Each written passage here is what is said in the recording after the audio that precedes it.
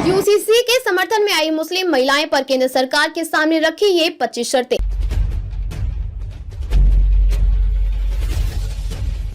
मुंबई भारतीय मुस्लिम महिला आंदोलन BMMA ने केंद्र के समान नागरिक संहिता UCC लागू करने का समर्थन किया है। हालांकि उन्होंने कहा है कि इसे समावेशी बनाया जाए। उन्होंने कहा कि मुस्लिम कानूनों के संहिताकरण से मुस्लिम समाज में सुधार का मार्ग प्रशस्त होगा और सरकार को संहिताकरण प्रक्रिया शुरू करनी चाहिए, जिससे बहु विवाह और बाल विवाह पर अंकुश लगाने में मदद मिलेगी। मीडिया कर्मियों को संबोधित करते हुए BMMA कार्यकर्ताओं ने कहा कि अगर केंद्र UCC लाना चाहती है तो हम उसके समर्थन में हैं। उन्होंने कहा कि लेकिन इसमें मुस्लिम महिलाओं के दृष्टिकोण से 25 सूत्री सुझाव शामिल करें। दुल्हन की मर्जी के बिना न हो शादी। मुस्लिम महिलाओं ने कहा कि उनकी मांगों में पहली मांग है कि दो वयस्कों के बीच शादी होनी चाहिए और दुल्हन की मर्जी और हामी के बिना शादी को पूरा नहीं माना जाए। शादी को दो वयस्कों में बीच सहमति के आधार पर करार माना न जाए कि कोई संस्कार। शादी को दो वयस्कों के बीच सहमति के आधार पर करार माना जाए, न कि कोई संस्कार। मुस्लिम विवाह का हो रजिस्ट्रेशन। सभी मुस्लिम विवाह पंजीकृत होने चाहिए। इकरारनामा एक लाजमी दस्तावेज होना चाहिए। मुस्लिम महिलाओं ने कहा कि दूल्हे की वार्षिक आय दुल्हन को उसकी मेहर पत्नी को देने के लिए तय की गई राशि के रूप में दी जानी चाहिए। BMMA की सह संस्थापक जकिया सोमन ने कहा कि मेहर दिए जाने से पहले विवाह संपन्न नहीं हो सकता और अगर